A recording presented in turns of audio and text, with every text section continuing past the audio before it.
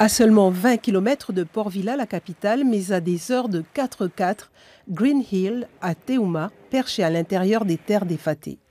Plus de 300 personnes vivent dans ce village où 2 nouvelles salles de classe sont en construction, et ce grâce à la principale ressource de la région, l'ananas. Ici, l'école a été entièrement financée par sa production, plus d'une vingtaine de millions de francs CFP.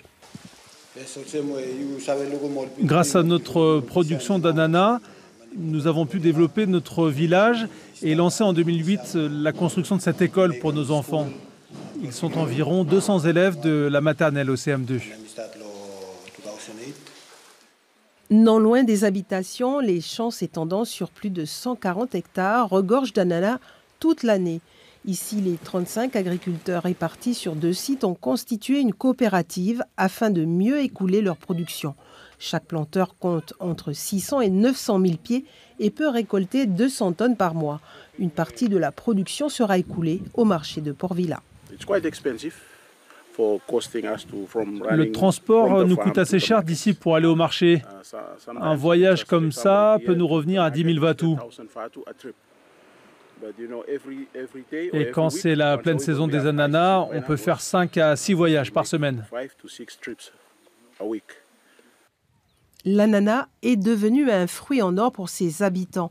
En pleine saison, un producteur peut percevoir jusqu'à 1 million de francs. Dernièrement, une dizaine d'entre eux ont pu se doter d'un 4x4 flambant neuf. L'activité des agriculteurs de Green Hill est devenue rentable grâce au soutien du réseau commercial des coopératives du Vanuatu, chargé de faire le lien avec le marché extérieur. Dans un premier temps, nous allons sur le terrain pour identifier les richesses des communautés, mettre en place des coopératives pour chaque filière. Par exemple, ici, pour les ananas, les mamans devaient faire beaucoup de routes pour aller les vendre jusqu'au marché. Maintenant, elles peuvent vendre directement à la coopérative du village et nous les achetons par la suite. Aujourd'hui, VCBN assure le transport et puis aussi la logistique des champs vers l'usine.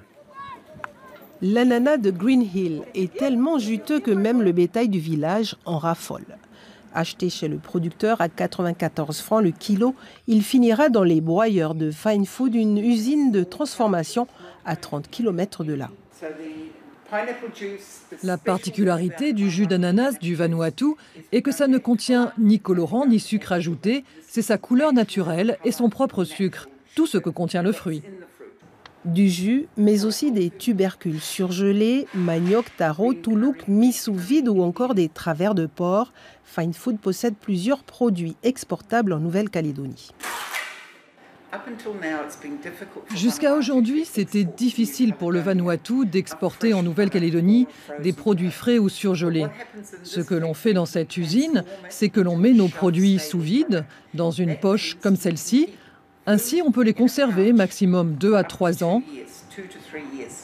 Ce sont donc des produits sûrs au niveau biosécurité. En vue d'un futur accord économique et commercial entre la Calédonie et l'archipel voisin, le gouvernement Vanuatu a appelé sa population à produire plus.